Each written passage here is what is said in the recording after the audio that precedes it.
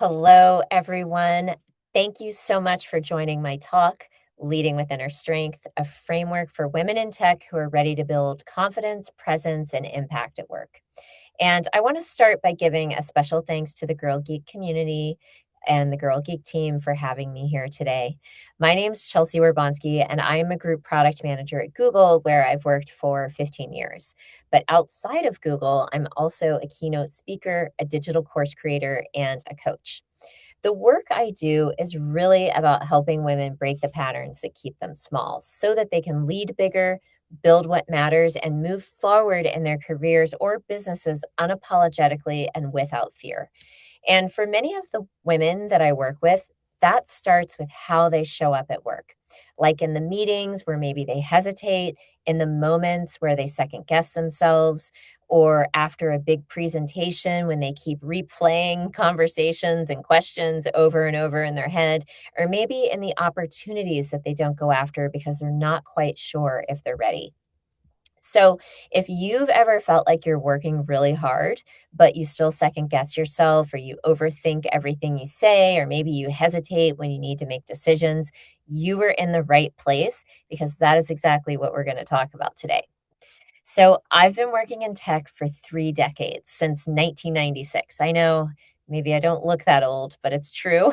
For nearly half that time, I've been a product manager at Google. And before that, I worked just about everywhere. I worked in traditional software companies back when you still had to like shrink wrap software and send it and actually sell it, a physical copy of it. I worked at an ad serving company called DoubleClick. I worked at a few startups, some mid-sized companies, and of course, big tech. So at this point, I've pretty much seen it all. And what I can tell you is this. The biggest shifts in my career didn't come from learning something new on the outside, like a new skill or something. The biggest shifts came from changing how I was showing up on the inside. And that's exactly what leading with inner strength is. Having presence, confidence, and impact at work is not about, being louder or more confident on the surface, or maybe going out and getting a bunch of certificates and, building up your skills. It's about what's happening underneath the surface. So your mindset, the beliefs about yourself, and your ability to trust yourself in high pressure moments. A lot of us grow up believing that career success comes from, having the right credentials or the right skills or maybe even the right connections. But in my experience, real success at work comes down to something much simpler: doing the inner work that builds you up as a confident leader from the inside out. So, building that inner strength. And this matters more than ever right now because with so much transformation happening across AI and our industry, it's natural to feel a little unsettled, especially in tech where change and ambiguity is already a big part of the job. So, what I want to share with you today is what that inner work actually looks like and how it helped me transform not just my career, but my whole life. So, I'm going to walk you through a simple 4 step framework that I've used over the years to build my own inner strength. And it's this framework that allowed me to become the kind of leader who doesn't second guess herself and who can show up with confidence and lead with clarity, even in those high pressure moments. All right, so let's get started. Step one is to develop an awareness of your limiting beliefs and your inner critic. So many of us, especially in tech, struggle with self doubt. We hesitate and question our decisions. We stay quiet when we have something to say, or maybe we feel like we need to prove ourselves all the time. And to try to silence that self doubt, we chase confidence through external validation, things like titles, recognition, approval from other people, or even compensation. We work really, really hard, harder and harder. We say yes to everything. We take on more than we can handle. And we hope that doing all of that will finally make us feel secure in our success. But the truth is, when we're operating from self doubt, no amount of external validation ever satisfies that part of us that questions our abilities. Because confidence doesn't come from the outside, it doesn't come from the next title or the bigger project or the salary bump. True confidence, the kind that fuels leadership and impact, comes from within. So let's talk about what's actually happening underneath that self-doubt. Limiting beliefs are fundamental assumptions that you have about yourself and the world that usually lead to negative outcomes. And they restrict your growth because they prevent you from taking risks, from achieving your goals, or seizing new opportunities. That's why they're called limiting beliefs. And they're also called limiting beliefs because we believe that they're true. They feel like facts. They're just our assumptions about the way things just are. But most of these beliefs aren't even conscious. They live in your subconscious and they quietly drive how you think, how you show up, and what you believe is possible for you in your career and in your life. And over time, those beliefs start to develop a voice. And this happens, when we're pretty young, actually. That voice is your inner critic. The inner critic is that running commentary in your mind that says things like, oh, you're not ready, or who do you think you are, or you'll fail and everyone's going to see, or maybe like, you're not as smart as or experienced as everyone else here. Most people say things like this to themselves on a regular basis, and it's not pleasant. Now, here's the part that really changed things for me. That voice isn't just random negativity, it's actually a learned survival response. It is the result of your nervous system, our evolutionary wiring, and your early programming all working together. So, I'm going to kind of explain how this all works. So, from an evolutionary perspective, your brain is wired to keep you safe.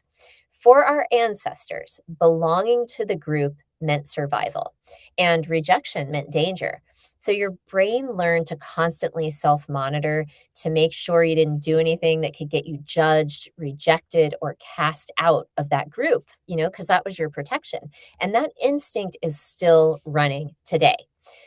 From an early programming perspective, your inner critic absorbed the tone of the people who influenced you most. So, people like your parents, your teachers, your mentors. And if approval was conditional, or if you felt like you had to perform to be accepted, your inner critic learned to keep you in line through self criticism. And over time, those voices became a part of your internal operating system. Now, from a neuroscience perspective, your body reacts to self criticism in the same way it reacts to an external threat.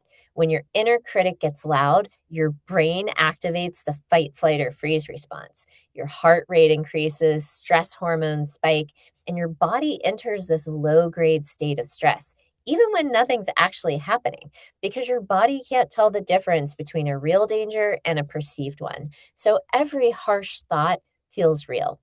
And that's why it feels so convincing, because your brain is constantly filtering for evidence that supports what you already believe.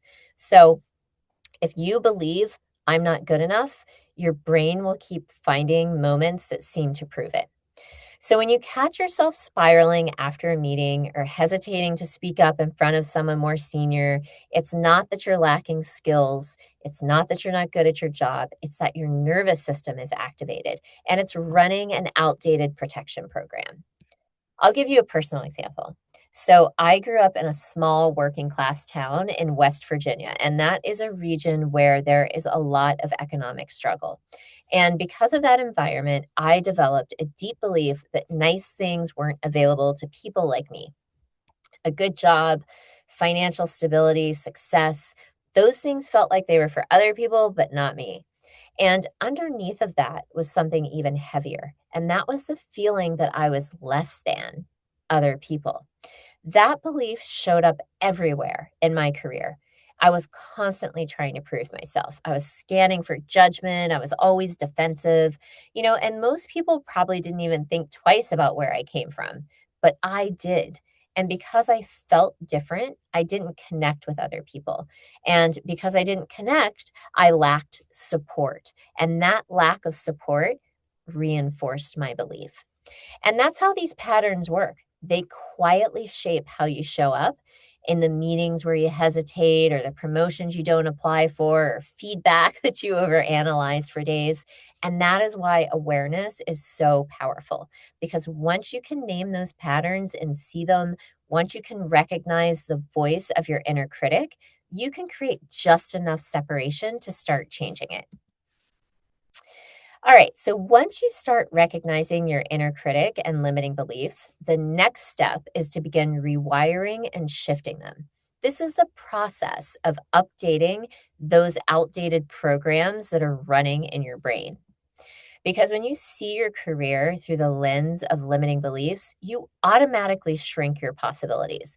You're not reaching your full potential because, by definition, you're limiting yourself. But the good news is you're not fixed. Every belief can be changed. Now, from a neuroscience perspective, your beliefs live as neural pathways, and those strengthen every time you repeat the same thought or the same narrative, or even when you say it out loud. So every time you tell yourself that you're not good at something, you're reinforcing that belief. You're strengthening that neural pathway. But when you consciously practice new, more empowering thoughts, you start creating new pathways. And over time, those new pathways become stronger than the old ones. And that's what it means to rewire your inner critic. You're not trying to silence it, you're teaching it a new language. And this matters because leadership isn't just about what you do, it's about how you see yourself. That internal narrative influences how you show up in every room, every decision, and every conversation. So, how do you start shifting them? The process is simpler than you might think, but it does take practice and consistency. So, first, you need to identify the belief that your inner critic keeps repeating. Then you're going to gather evidence that contradicts that belief. So, let's say the belief is, I'm not strategic enough to be a senior leader. Your job is to find proof that challenges that story. So, where have you already demonstrated strategic thinking? Maybe you led a cross functional project through ambiguity. Maybe you navigated a tough stakeholder dynamic or made a decision with incomplete information.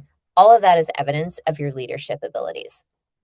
And every time you acknowledge it, you weaken that old belief. But I want to make this even more practical because this doesn't just happen in reflection. You can also change your beliefs in real time.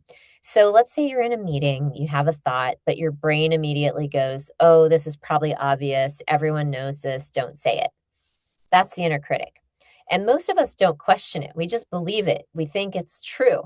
So instead of automatically accepting it, I'd like for you to pause and ask yourself, what evidence do I actually have that what I have to say isn't valuable? Or whatever the thing is that you're saying.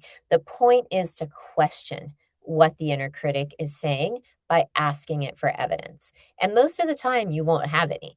That moment is where that shift starts to happen. And the more you do that, the more you're going to rewire your brain and those neurons to fire down those new pathways.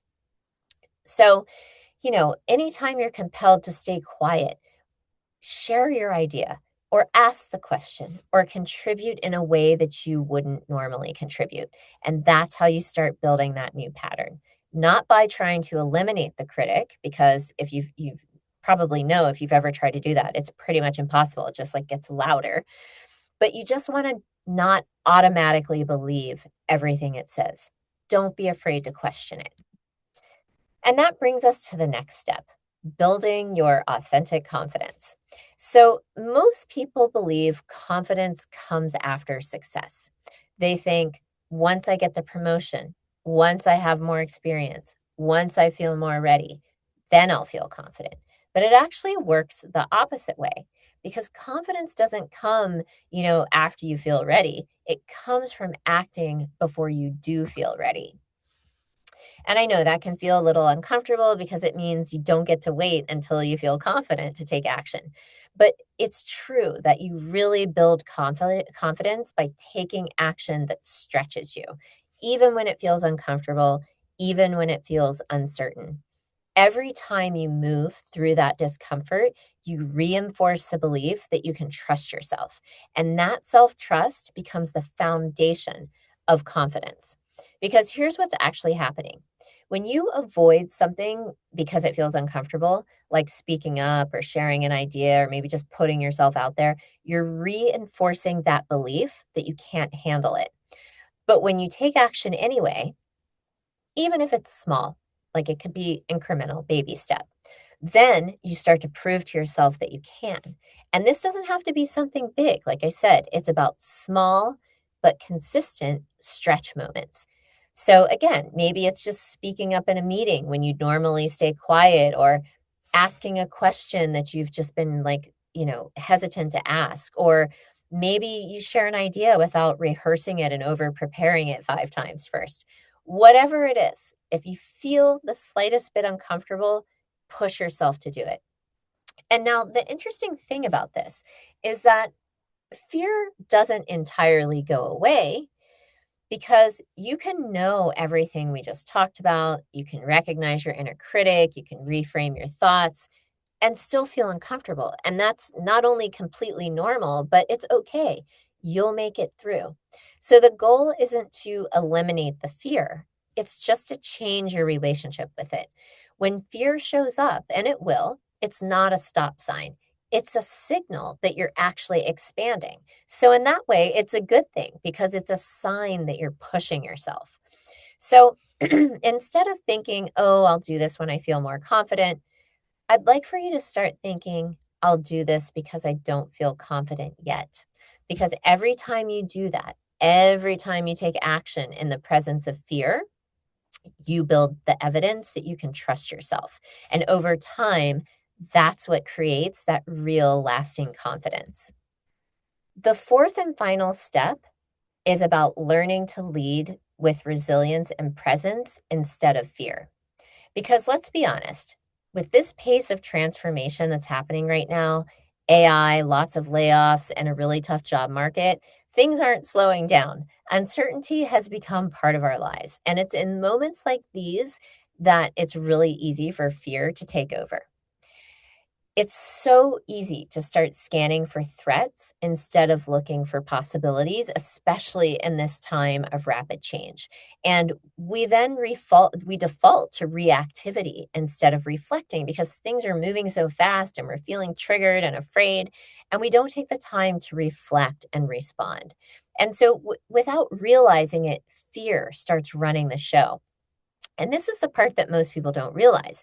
You can be doing all the right things on the surface, but if you're operating from fear underneath, it completely changes how you show up. Fear based leadership doesn't motivate teams. It creates contraction and a scarcity mindset. It stifles innovation and creativity. It damages well being, and ultimately, it kills productivity. Fear also leads to short sighted decisions because we're focused on minimizing risk instead of maximizing opportunity. And it erodes psychological safety because people stop speaking up. It kills innovation because no one can think expansively when they're in survival mode. Fear might create urgency in the short term, but it never creates excellence or long term success. That's why presence matters so much, because when you lead with presence, you shift from reacting to responding. You create space to think strategically, to listen deeply with empathy, and to make decisions that are grounded in long term thinking rather than panic. But presence isn't about being calm all the time. It's just about not letting fear make the decisions for you. And that is where everything we've talked about comes together. Because when you've done the inner work to recognize your limiting beliefs, you've reframed your stories and build that confidence, you're able to access a deeper steadiness. That's what presence really is, not powering through or pretending that everything's fine, but it's really about returning to your center again and again, and leading and being in a very grounded way. And there's a really simple way to start practicing this in real time. In those moments where things feel high pressure or uncertain, before you respond, just pause and ask yourself, am I reacting from fear or responding from groundedness? And that one question alone will make a shift in how you show up. And that's the difference between, shrinking and reacting under pressure and leading through it. Because when you lead yourself from that place, everyone around you feels it. And in a time of rapid change, that grounded human confidence is what will allow you and the teams that you work with and lead to remain high performing.